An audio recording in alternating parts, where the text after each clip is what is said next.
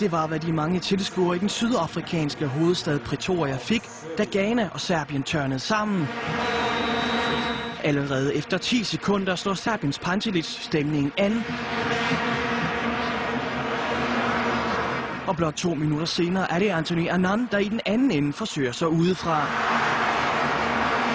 De angrebsløsende ghaneser fortsætter med at lægge tryk på, men den serbiske angriber Nikola Sikic er vågen og får afværet forsøget. Desværre for kampen dør halvlejen derefter lidt ud. Kolardos forsøg på frispark er den sidste gode mulighed inden pausen. I anden halvleg kommer der til gengæld gang i både spillere og tilskuere igen. Især ghaneserne får spillet til at flyde. Kevin Boateng med kampens hidtil største chance. Der skal dog lidt serbisk hjælp til, før der for alvor kommer gang i løjerne. Lukovic dummer sig og får sit andet gule kort.